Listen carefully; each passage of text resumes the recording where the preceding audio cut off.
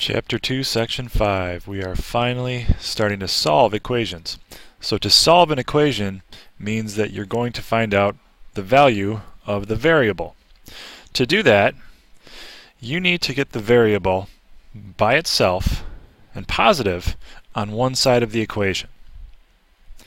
So a rule to remember is balance. That means if you do something to one side of an equation, you must do the same to the other side. And you'll see what that means in a minute. The way that you solve these equations is you use inverse operations. You do the opposite of an operation to cancel out an operation so that you can get your variable alone. So some examples. That may not have made sense, but here are some examples. I've got negative 52 equals negative 52 plus k. I want that k by itself positive on one side of the equation. So I need to get rid of this negative 52. I want it to actually be 0. So the way to do that is do the inverse operation. I've got negative 52. What I want to do is add 52. And since I added 52 to one side of the equation, I have to add it to the other side of the equation also. So negative 52 plus 52 is 0, which means these cancel each other out. My k just comes down. And I added negative 52 and positive 52. Again, that's 0. So what I'm left with is that 0 equals k, or k equals 0. Number 2, and these are examples from your packet. 837 equals p plus 37. I need to get rid of this plus 37. So since it's adding 37, I do the opposite. I subtract 37 from this side of the equation. And because of the idea of balance, I need to do the same to this side of the equation. So positive 37 minus 37, that becomes 0. So those cancel out, we say in math. And 837 minus 37 equals 800. So I've got p by itself on one side of the equation. It's positive. So I know p equals 800. If I ever want to check that, and you do, I can just plug 800 back into the original equation. So 837 equals 800. I'm just plugging in p equals 800 plus 37. 837 equals 837. So that is a true equation.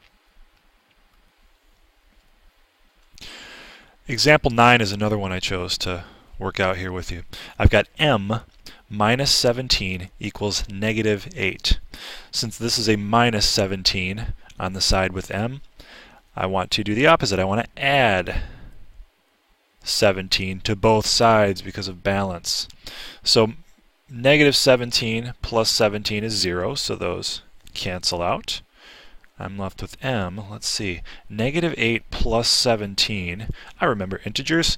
I've got more positives than negatives, so my answer is going to be 9. m equals 9. And I can check that by plugging 9 back in for m. 9 minus 17 equals, is it negative 8? Let's see. 9 minus 17 means I move left on the number line. So yes, negative 8 equals negative 8. Lastly, this one involves 24, involves a few more steps. I've got negative 33.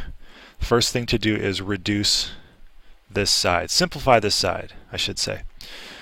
So minus a negative 7. Now if you add, when you do subtraction, if you add the opposite like I do, you'll know that this is adding a positive 7.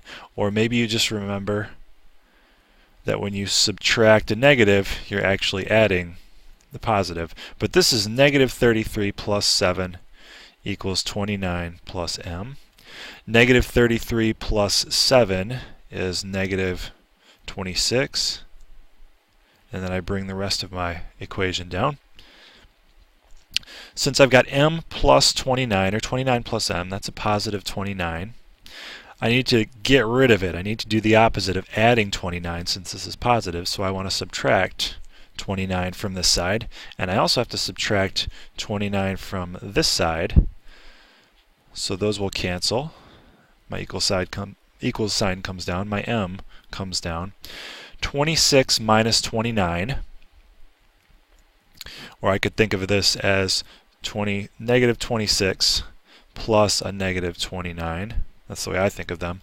That equals negative 55. So what I can do is plug that back into my original equation.